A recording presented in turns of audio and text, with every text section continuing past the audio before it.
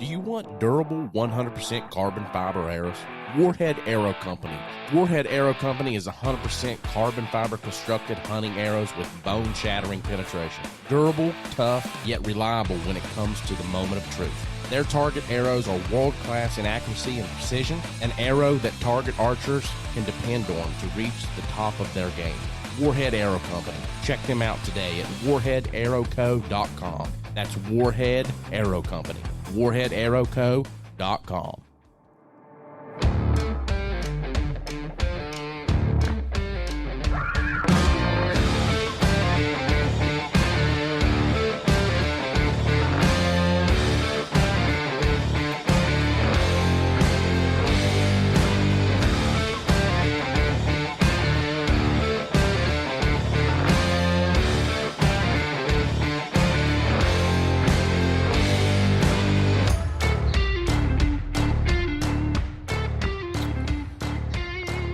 Welcome, everyone, to another episode of On the Limb Podcast with Nature's Voice Game Calls. Well, today was election day. I hope everybody had a chance to get out there and vote. I got Dan on here with me, co-host. How you doing, Dan? Well, I'm doing good. I'm glad to see you're back in the studio, but guess who's not in the studio with you? I know, and he ain't even got a really good excuse. I mean, does he ever? I had a pretty good excuse last week, but you had a good excuse. And man, I tell you what, you guys rocked it. You guys done an amazing job. Yeah, see, we don't always need you. Yep.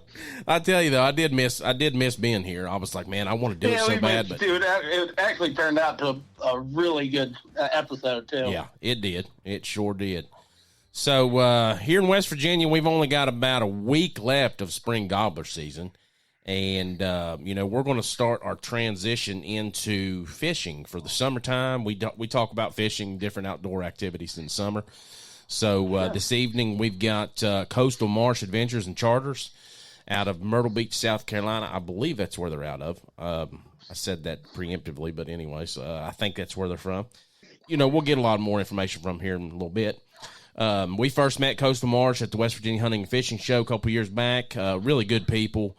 And they've got some great services that they offer, and they do some really good charters. I follow them on Facebook, and they're always catching fish. So, nice ones, too.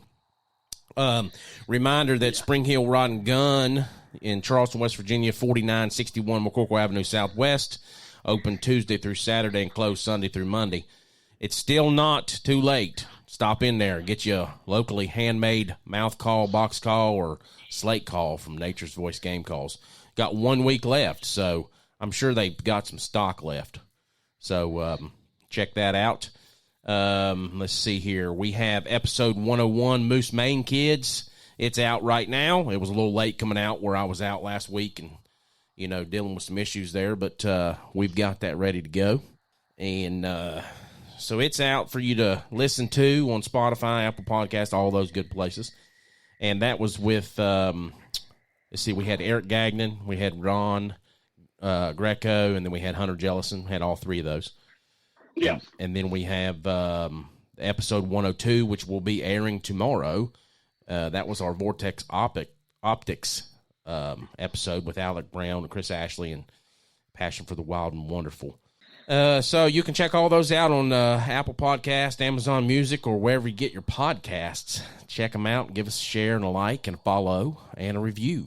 Talking about it being election day, we do a legislative session periodically here with Jason Webb, and we kind of want to get more interactive with that legislative session and have people give their thoughts and opinions and different outlooks on that. So whenever you see those come out, or you can always message us on our Spotify page, or if you're visiting us on Buzzsprout, there's a link there that you can send a message, and it'll send it right to us if you've got anything that you would like to talk about or like us to talk about. So, all right, without further ado, please welcome with me Captain Chris Bowden and his father, Tom Bowden, with Coastal Marsh Adventures and Charters. How you guys doing? Hey, we're doing good. Thank you. Good. Glad to hear that. So, Tom, we're going to start off with you, if you don't care. Before we got on our live, you had said that, I said, we're going to start out with you. And you said, well, that's fine. But, the boss is on the other line. That's my son. So tell us a little bit about that. Well, thanks for having us on, guys. It's always nice to talk about the outdoors because I think we should do more of it. Yes. Actually, I wrote in on a ballot today when I went and voted it. I think everybody should get at least one paid day off to go hunting or fishing. So I don't know what Absolutely. Yeah. That'd be really good. About per season, though, right? Oh, yes, per season. I like it. So, it's funny. I have two boys, and as they're growing up, as they get older, you kind of try to find things that they will still want to hang out with you and do things with. And one of my sons liked Jeep, so he got a Jeep and built it all up, and we climb all over mountains everywhere and go to Jeep jamborees and everything. And he's actually the president of the West Virginia Jeep Club now. Oh, nice. And yeah, and then Chris, we used to go. We go south, go to Myrtle Beach. We're both West Virginia boys. Yep. Born here and raised here, and we'd go down there and we go fishing, and it got to be kind of a routine thing, especially for us. And me and him, he just kind of took to it and really liked it. So that's my way to spend time with him. And then he always wanted to do something in school. I mean, going through high school, what are you going to do in the summer? He did anything from landscaping to just anything, driveways, mowing yards, just like most kids do. And so one year he said, Dad, I think I'll go. I want to do some fishing charters. I don't know much about it. We've been going now for 15 years, sometimes a couple times a year. And so we looked into it, and we kind of researched it and found out how to do it. And about 9 months after that, it's pretty extensive to be a captain. I mean, you got to get U.S. Coast Guard approved. You have to take a course. You have to pass some tests. So we did that, and about 9 months later, we were U.S. Coast Guard captains. I said, okay, now what are we going to do with it? He says, well, I'm going to go make some phone calls and get some more experience. And he did. And he started working with this one guy and worked, a year and learned some more, even though we kind of knew a lot because we just been doing it for so long. And then he kind of said one day, he goes, I'm not coming home. That was about, 4 or 5 years ago, Chris, and he hasn't been home since. So, wow. So I guess now this is his third year. So about 3 years ago, he started his own business, Coastal Marsh Adventures, and he's lucky enough to hire me. So when he gets busy, I go down there and I help him out in the summer. So, yeah, truly, he is my boss. So that's awesome. Ain't nothing wrong with that. No, definitely not. No, there's nothing wrong with it. We have fun. He teaches me so much now just because he's out there all the time. And it's great to something different. I said, that's my retirement job. Yeah. So, Tom, do you still work or are you retired? No, I still work. Yeah, I still have a full-time job. All right. I still work every day. Now, hopefully that'll get less and less over the next few years. But yeah. We all look forward to that day, don't we? That's right. I'm blessed I can take some time off, kind of about when I want and stuff like that. So I'm pretty open. So whenever he needs something, I can usually get down there and help him out. So that's good. That's awesome. Now we can get in with Chris here. We'll the boss. A little bit. Why don't you tell us a little bit about yourself, Chris, and what all services Coastal Marsh has to offer? Oh, yes, sir. So a little bit about myself. Like Tom was saying, and you guys, we met in West Virginia. I'm originally from West Virginia. Actually went to the University of Charleston. And that was kind of just a little bit more history behind what Tom was talking about. My junior year was when I kind of dove into the idea and found my passion for fishing. Everybody has this passion, and once they find, you just put all your marbles in. Everything goes into it. Your time, your money. Everything goes into it. And I said, I'm young. Let's do it. Let's do it while I'm young. And ever since then, it's worked out for me. But that's the beginning of Coastal Marsh, is I would say. I got lucky. I say that, but I'm more or less just say blessed.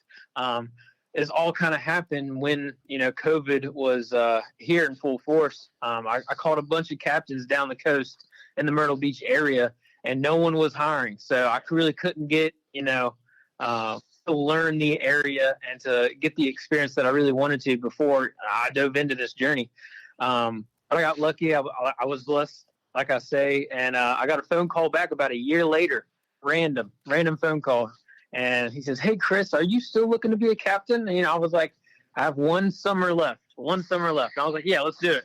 So I went down there. I got a year experience under my belt, being out on the water, learning the water, learn how to fish all the species that Myrtle Beach has. And ever since then, it's been coastal marsh and nothing but coastal marsh. Nice.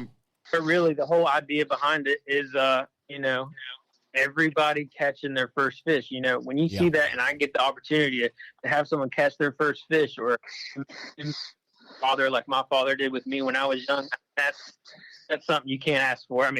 That's just, it's a beautiful thing. I hate to be like that, but it's awesome. And I'm happy that I can do that for others.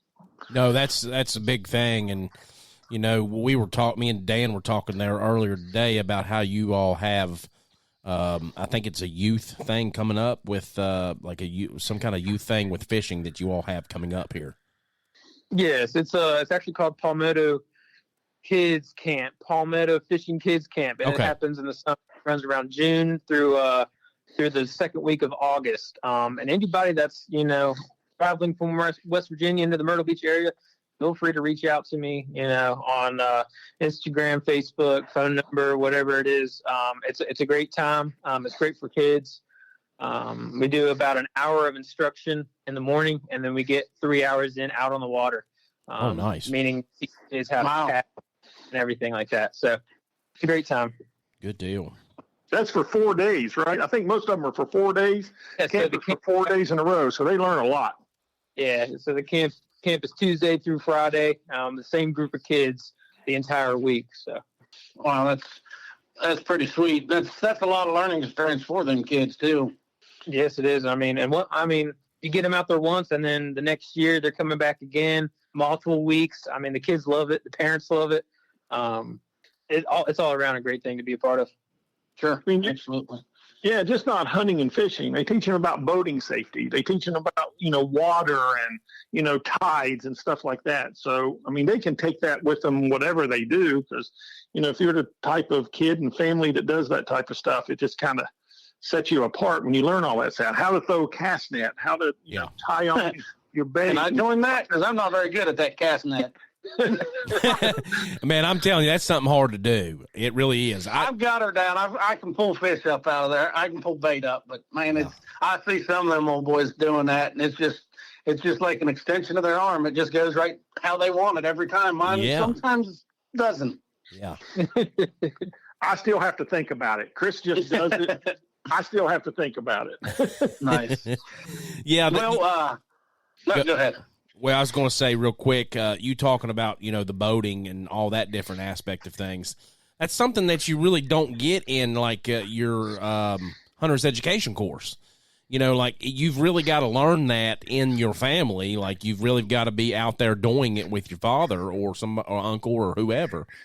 Growing up, Dad always had a boat. We had a walkthrough there. I can't remember what you call them, but we had one of those boats, and then we had a bass tracker later on. But I was always either in the boat with my uncle or in the boat with Dad, so I kind of got the gist of everything by then. And you didn't have to have a boating license back then, so I was driving the boat when I was like a teenager. So it was, but it's kind of cool that you all do that kind of thing because like we talked on our last episode with Moose Maine kids. How they're getting, youth involved in the outdoors and things. It's declining in kids getting out because there's not the family members there to take them, and a lot of them don't have fathers that will take them. Right. Yeah, it's amazing. I've done a couple, sunset cruises And that's just something else that we'll talk about here in a little bit. But even those people, some of them are young couples, want to do it, and get out on an island. There's been proposals and everything else. But, you're running around just looking, it's just a different experience being on the intercoastal waterway, something you can't get anywhere else. And the East Coast is just amazing for that. There's nothing else like it. And then they'll talk, you're just talking to these people and, we do this. Well, just like you, I didn't need to know how to throw a cast net. Well, let's get it out while we're here and let's throw it. Let's catch some shrimp, and catch some shrimp. One time we caught some shrimp. They took it home and ate it, and, they had a good time. So it's all about learning, and that's just one thing we can give back. So, yep, for sure. Speaking about catching fish and catching stuff, what's currently in season right now? I know the flounder's starting to move inland there and everything. Yeah, so right now, it's a huge month. It's a huge month for grouper. Grouper is a nearshore, offshore species, so you kind of pick and choose your day when you're running a 24-foot, center console Pathfinder. You're looking for about 2-foot seas, and you zip out there, 15, 25 miles, and you catch grouper. It's about one per person right now. So right now that is very, very hot. That's kind of what everybody's going after. Offshore and nearshore wise. Inshore, we're catching a lot of flounder. Flounder is great eating. I don't know if you've ever harvested flounder and ate it yourself, but if I had to nail down my favorite fish to eat, it would have to be the flounder itself. Gotcha. Interesting. I call Chris the flounder finder. I can go out there and spend 3 or 4 hours, and he's doing something else and cleaning and fixing something and not catch anything. And then Chris comes out. Well, let's go out. Go out for another hour, and then he'll say, "Well, just go here and do that." I already did that, but then the fish bite. Sometimes I get a little mad at him, but yeah, he is the flounder finder. That's funny. Nice. But back to the fish that we're catching. Redfish and black drum. The speckled sea trout is slowly, moving offshore just because, it's getting the weather, it's getting hot, meaning that water temp is rising. Oh, yeah. And these speckled sea trout, they're moving out from the shallows and kind of going deep, so they're harder to find intercoastal and in the shallow waters. But if I had to nail it down right now, you have the flounder, redfish, black drum, and offshore wise grouper. Okay. So is Spanish mackerel a good one that you all get onto? Is that something that's running right now, or is it what season is it in? Yeah, so it Spanish mackerel. Actually should have listed it. So thank you for bringing that up. Spanish mackerel actually just started. So okay. You could say that's a nearshore species. A lot of times you can just go right outside the jetties. Yeah. In less than a mile off the coast, so you're pretty much holding the sand right there on the beaches. And you're trolling, and you'll catch all the Spanish that you want. Now, I've never ate those. Have you ate those, Dan? Oh yeah, Lord, yes. I've always had good luck. We go down to Myrtle Beach at least once a year, usually sometimes every other year here lately, but we always go on a pier and jig fish for Spanish, and man, it's such a blast. It's a different type of fishing, the inshore fishing. You're going to this spot trying to find them here. You're going to this spot trying to find them. It depends on what the tides are, and there's so much, I guess, science to it, even though there's still a lot of luck. Right. The Spanish out there, it's different. You put these special rigs out the back. You troll, a few miles an hour, whatever, and then those things just hit on those things. It's amazing. It's a different type of fishing. Some people love it. And some people love the fish. Some people don't to eat. Now with trolling for Spanish, I know like fishing off a pier for them, you've got to get them up pretty quick because of the sharks. They'll bite them in half right now. Yeah. You guys have that kind of trouble out there too in the open water? A lot of, I'd say you don't run into it as much as what you would think, at least in the Myrtle Beach area. But it does happen. It does happen. Yeah, around the pier, those sharks just hang around there. Oh yeah, yeah. When you're out trolling just a little bit off, there's more water, there's more open areas, and you really don't stop. you tend to go to keep those fish moving a little bit as you're reeling up, so there's less likely that they'll get them. But yeah, you try to get them in quick. You just never know. Nice. Well, we're going to take a quick break and hear a word from our sponsors, and we'll talk with some short seasons that you all have coming back in. This episode of On the Limb with Nature's Voice Game Calls is brought to you by Longspur Tracking and Outfitting. Longspur has 28 trackers covering 9 states: West Virginia, Ohio, Maryland, Pennsylvania, Kentucky, Illinois, and Iowa. Check them out for all your tracking needs on their Facebook page or visit them at www.whitetaildeertracking.com or contact them today at 304-439-1659. Longspur Tracking and Outfitting, www.whitetaildeertracking.com or 304-439-1659. Contact them today. All right, guys, we're back with Coastal Marsh Adventures and Charters with Chris and Tom Bowden. So, man, I tell you, I just about lost my... Before you get into that, let me go ahead and hit our salute for this evening, right? All right. I was going to say I about lost my headphones. I'm sitting in Dave's seat because, he's absent again, so... Of course, yeah. Yeah, typical Dave. Yeah. You know what? We might just take the seat out next time he's in studio. Make him stand the whole time. Yeah, make him stand. I get tired of turning this board around, so I was like, I'm just going to sit in his chair tonight. So nice. But no, all right. So tonight, our salute to valor is going to go out to Audie Murphy. Pretty sure if anybody's watched any kind of military documentary, any kind of anything, they've heard the name Audie Murphy. He was born in Hunt County, Texas. He was that second lieutenant. I believe he received that rank after a field commission from staff sergeant. He was the most decorated soldier of World War II. Oh, wow. And, he actually had a hard time enlisting due to being small and underweight. Oh. His sister actually falsified documents to get him enlisted, lying about his age. He brought that up in an interview in 1950, told all about that. Oh, wow. But he was in the Allied invasion of Sicily. He participated in the Battle of Anzio, liberation of Rome, the invasion of southern France, among many, many others. He was credited with killing over 241 enemy soldiers. Over 50 of those soldiers were killed in one single stand by himself, holding off an entire German battalion. Wow. He was awarded the Medal of Honor among a multitude of other medals. Many, I believe it was 3 or 4 Purple Hearts as well. So he, like I said earlier, he was the most decorated soldier of World War II. Wow, that's crazy. And almost couldn't get in, had to lie about it because he was too short, too small, underweight, and too young. Dang. Sometimes I always thought that was kind of... I don't know, kind of messed up that they go through that kind of routine. But I mean, you got to kind of be selective, I guess, when it comes to that. Sure, in a way, but shoot, like I said, look at him, underweight, small, and he single-handedly helped us win the war. Honestly, he put a lot of effort into it. You got to watch him, short, small guys. Yeah, certainly goes to tell you that size doesn't equal your heart size and your bravery. That's for sure. That's for sure.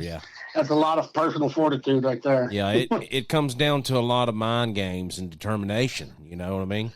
Yep. All right, we just figured we'd salute him for this evening. Yes, thank you, Mr. Murphy, for your service, and God bless you, sir.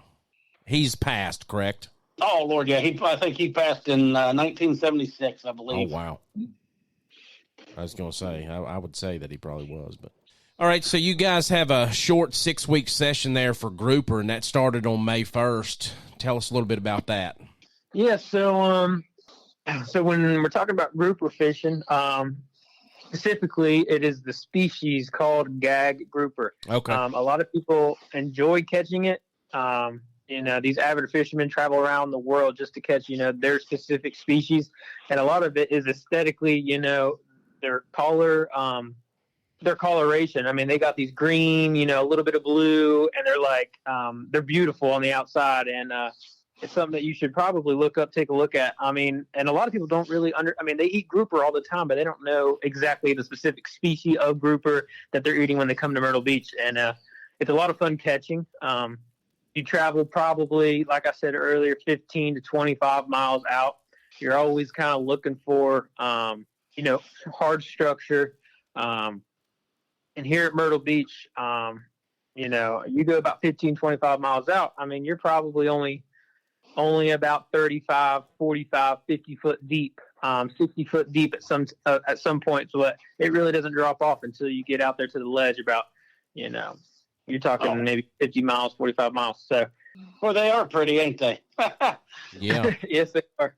They get pretty good size too, don't they? Oh yeah. One thing about these things, it's funny. They'll hang around structure, but the structure can be a little bump in the sand or whatever. Just anything on the bottom that just makes it a little bit different. They kind of gravitate towards those, so you can see that on the depth finder on the boat and find those. And of course, we have some special areas marked that that you would never find just trolling back and forth and looking for that stuff. So yeah. It's amazing what little bit of structure they need to hang around. All the other fish come through and they just feed on them. You know. So is there other short week sessions and stuff like that for species, or is this kind of the only one that they do that for? And why do they do that? There's other ones. I mean, there's other ones, and they do it just to preserve the species mostly. Yeah. All the scientists, they say, okay, how many do we have? How many's caught and stuff like that? In North Carolina, every fish has a slot, and that slot means, okay, you can't keep them unless they're between this and between, to this. Yeah, size-wise. Yeah, yep. Yeah, the size. So the real young ones, they haven't really had a chance to mature and be able to breed, and replenish the population. The older ones are mature, and they're more of the breeders and the populators and everything, so you don't want to mess those. So they kind of, their science, they work that out and says, keep them, if you catch these, we'll be okay. You can keep these, you'll be okay. And then a lot of times they limit how many you can catch. So yeah, with a grouper, it's one per person, and there's a size limit to them, which, under or over, you're not supposed to keep. Yeah. There's other ones like flounder, like in North Carolina, they've actually closed flounder season. Oh, wow. They don't think there's enough. They don't think you can't keep any. Sometimes it's hard not to catch them, though. I mean, they're everywhere. Yeah. So sometimes when you're out there, you go, I don't know why they made this rule and this law, but they're just trying to repopulate the species and keep it safe. Yeah. So we can fish, and all these kids that we're teaching to fish, they can grow up and fish, and businesses like this can continue to survive and catch fish. So, yeah, I kind of figured there was some regulation there on that, but like you're saying, like sometimes – you see all these people, they're catching grouper like crazy and flounder. I mean, I see people on the pier all the time, and I see photos in these pro shops that we go to when we're at the beach. Most of the time we're going to St. Simon's Island in Georgia, but I grew up going to Myrtle Beach. And when we was at Myrtle Beach, I never surf fished. I always fished off the pier. But I surf fish now, and that's pretty much all I do, except if I go out on a charter or something like that inshore. But I haven't really done an offshore one yet, so I'm gonna need to get that under my belt. Yeah, I'm gonna have to pick her brain here in a little bit, because I'll be in Myrtle Beach from Memorial Day till June the 8th. Oh, that's coming up soon.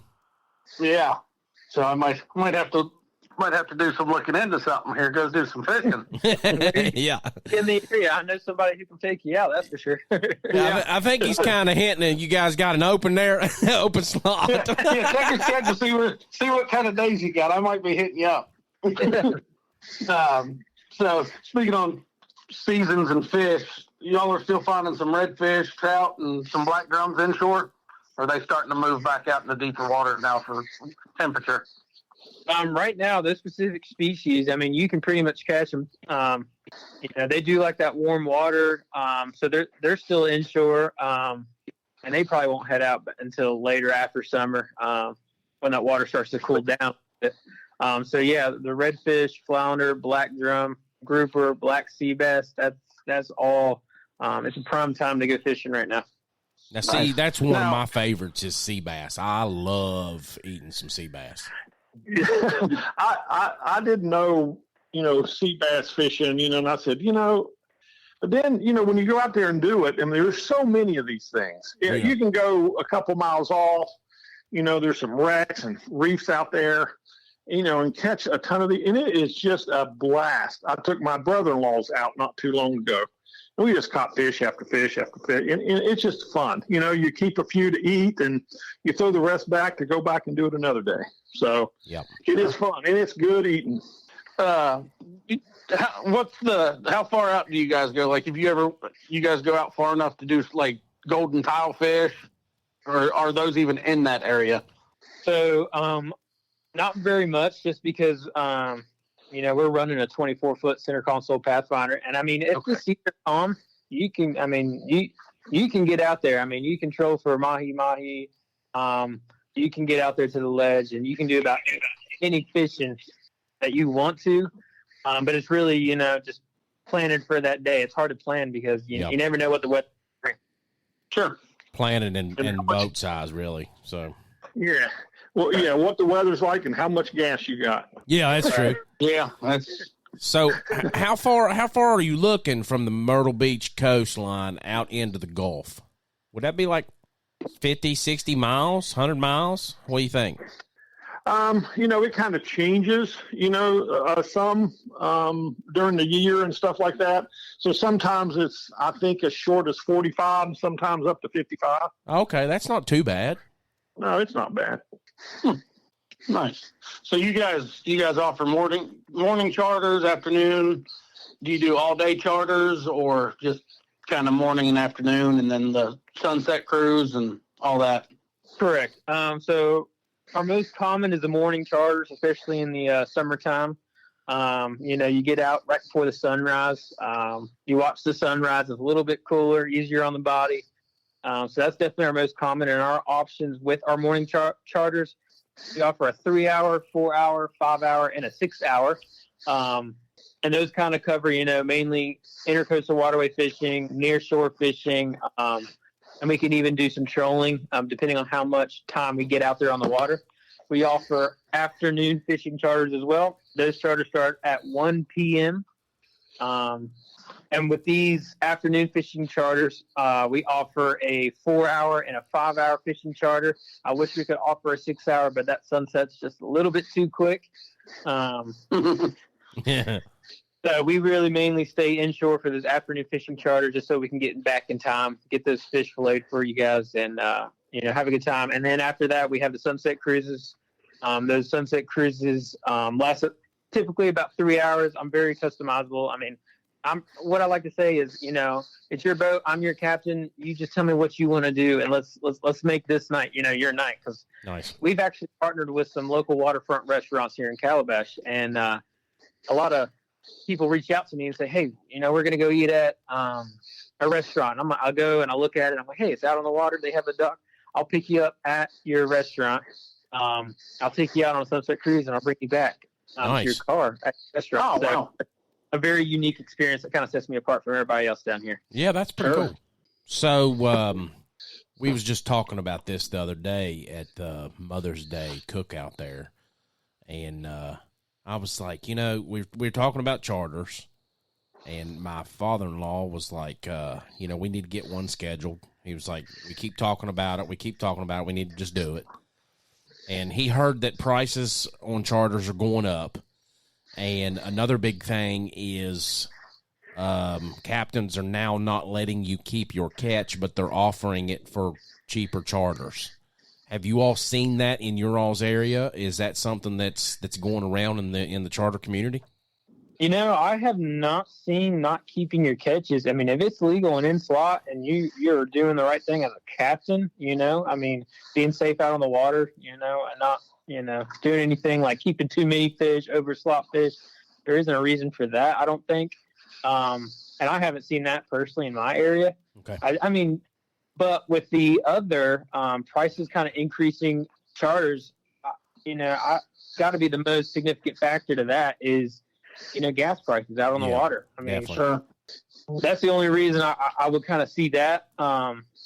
And this charter fishing business, it is a seasonal business. So it's not like, a lot of these charter businesses are very, very small. They're not running year round to begin with. So a lot of us really are not, trying to up our prices by any means for ourselves. It's really just to keep doing what we're doing and letting you guys create these members. Yeah, it's kind of based on the economy and the gas prices there, like what you were saying. That kind of drives the prices, I would say. But in all of the things that I've looked at, I haven't really seen a big increase in the prices over the years that we've been looking at them.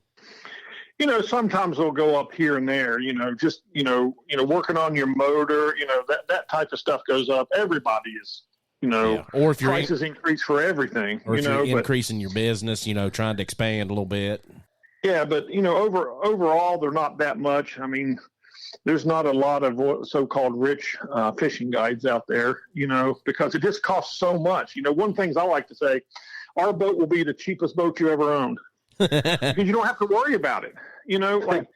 There's at least 30 to 45 minutes after every trip you have to do just to keep your boat working. Oh yeah, absolutely.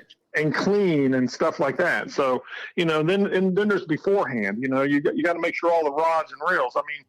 Hell, reels are, can be $200, $300, to last. They just kind of, you got to get them to last. You can't buy the cheapest ones, and you want to have a good experience. You can't get out there with paying customers and you don't have anything to catch fish with. So there's some cost going into it, but again, it's still not a bad job to have, and you get to make people happy, and that's the number one thing.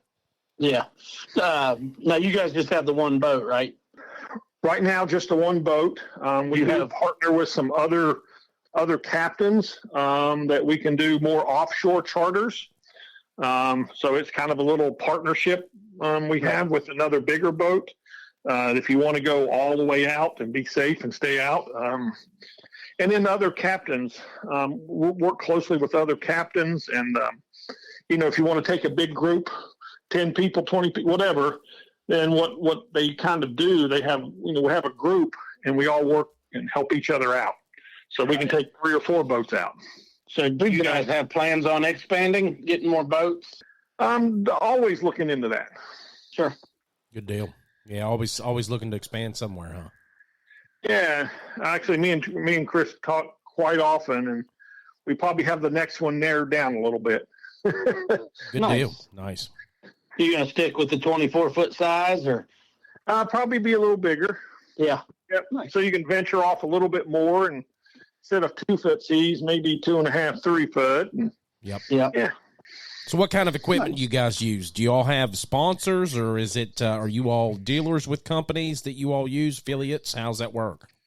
You mean ask that question again? So like the equipment that you guys use, is that something that you all just pick, or are you all dealers for different companies, or do you all have sponsors or anything?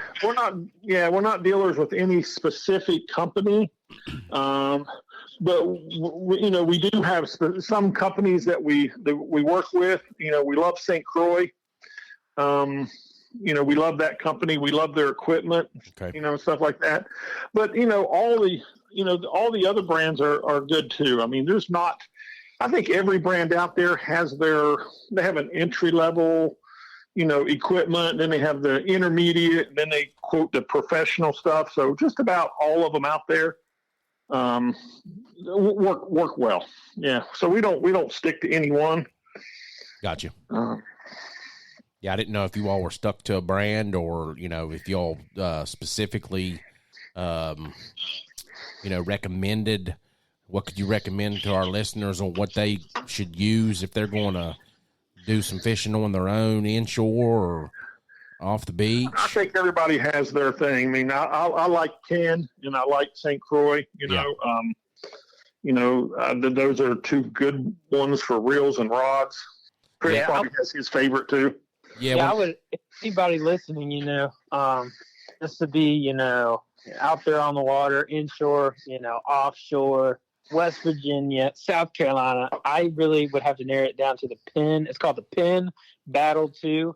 combo. If you were to go on Penn's website, it would be called the Penn Battle 2 combo, meaning that you get the reel and the rod. And I would probably have to narrow it down to a 4,500 or a 5,000 size reel, because that kind of covers your basis. I mean, you can take that thing anywhere, fish for it, range for trout if you wanted to, fish for it for bigger fish, and it would get the job done. Nice. Yeah, I'm a Penn fan myself. Dan's used mine several times. Well, you like it, Dan? Yeah. Oh, yeah. I love Penn. They make good products. Yeah, I bought mine as a combo probably 8 years back. And, man, that thing has done me well. I've caught a lot of fish off that thing.